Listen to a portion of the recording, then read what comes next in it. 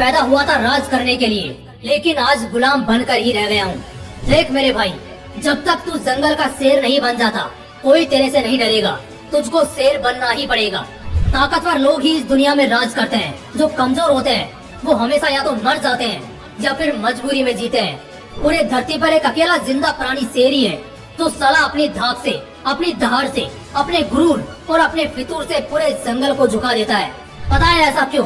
क्योंकि वो अकेला 100 के बराबर होता है। ताकत होना ठीक है, हिम्मत होना भी ठीक है, तेज दिमाग और तीखी चाल होना भी सही है, लेकिन क्या इन सब से कोई राजा बनता है? शायद नहीं। क्या इनसे कोई मॉन्स्टर बनता है? बिल्कुल भी नहीं। क्योंकि अगर ऐसा होता तो हाथी और दरियाई घोड़ा जंगल पर राज करते।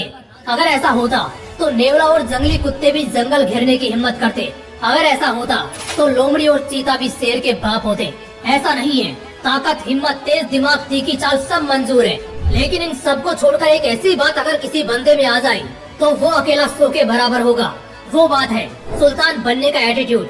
जिस बंदे ने पैदा होने के बाद से लेकर कभी भी किसी की गुलामी ना करने की कसम खा ली, उसका एटीट्यूड 7वें आसमान पर है कि चाहे जो हो जाए वो सुल्तान बनेगा, किसी का गुलाम नहीं। ठीक पुष्पा की तरह, तो चाहे पत्थर पर लिखवा कर ले लो, वो बंदा 100 के बराबर ही नहीं, लाखों में एक होगा। और वाकई में वो बंदा बहुत तगड़ा होगा। उस बंदे का तुम सिर काट सकते हो, लेकिन मजाल है कि तुम उसका सिर झुका दोगे। तुम्हारी जिंदगी छोटी पड़ जाएगी, लेकिन तुम उसे गुलाम नहीं बना पाओगे। ऐसा नहीं कि सिर्फ फिल्मों में हमने ऐसे लोगों को देखा है जो अकेले 100 के बराबर हो। छत्रपति संभाजी महाराज, महाराणा प्रताप, पृथ्वीराज चौहान, भगत सिंह, रविंद्र कौशिक, ऐसे बहुत शेरों को हमने देखा है जिनका नाम सुनकर ही सामने का झुंड थर थर कांपने लगता था।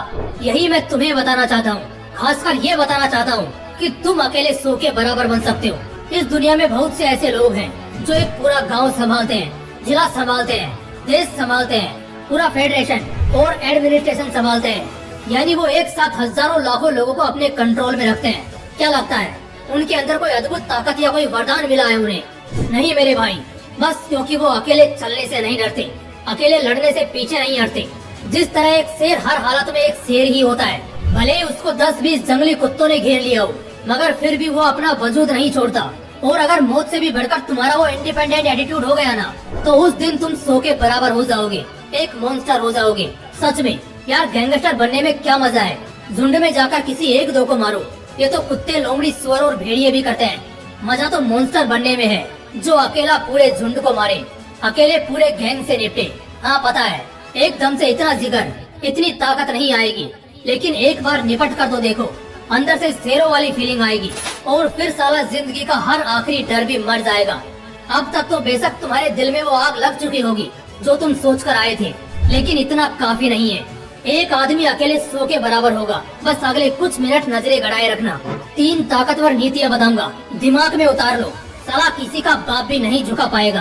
पहली नीति, जिंदगी के सिद्धांत साफ रखो, ना किसी को छेड़ो, और अगर कोई तुम्हें छेड़े तो उसे हर हाल में ना छोड़ो। कभी किसी के साथ गलत मत करो, अपने हिसाब से जिंदगी जियो। बच्चे, बुजुर्ग और औरतों की इज्जत करो, और कोई भी ऐसा काम मत करो जिससे कल शर्मिंदा होना पड़े, सिर झुक जाए। ऐसे कुछ और सिद्धांत बनाओ, और बस फिर चाहे जान जाए, लेकिन हर हाल में इनसे मन मत हटाना। जो इंसान सिद्धांतों के साथ अपनी जिंदगी नहीं जीता, उसकी दूसरे तो क्या, खुद अपने भी इज्जत नहीं करते। उसकी जिंदगी कटी पतंग की तरह होती है, किस दिशा में जाएगी कोई नहीं जानता, लेकिन आखिर में कचरे में ही मिलेगी, ये सब जानते हैं। दूसरी नीति, कुत्तों की संगत छोड़ो। अगर शेरों की बादशाह चाहते हो तो कुत्तों की संगत छोड़ो। अगर शेर का बच्चा भी कुत्तों के झुंड में बचपन से रहने लगेगा तो वो कभी नहीं धाड़ पाएगा, बल्कि सिर्फ भौंककर ही रह जाएगा। शेर का बच्चा भले ही राजा की प्रजाति का होगा, लेकिन अगर बचपन से वो सिर्फ शिकार बनता रहेगा, शिकार करना नहीं सीखेगा, तो उसे कोई अपना राजा नहीं मानेगा। इसलिए शेरों की संगत में रहो, क्योंकि ऊंची सोच वाले बनोगे तो ऊंचे दर्जे में रहोगे। तीसरी नीति, अपनी सारी कमजोरियों को खत्म कर दो। दुनिया का सबसे ताकतवर इंसान भी जल्दी हार जाएगा अगर उसकी कमजोरियां ज्यादा होंगी।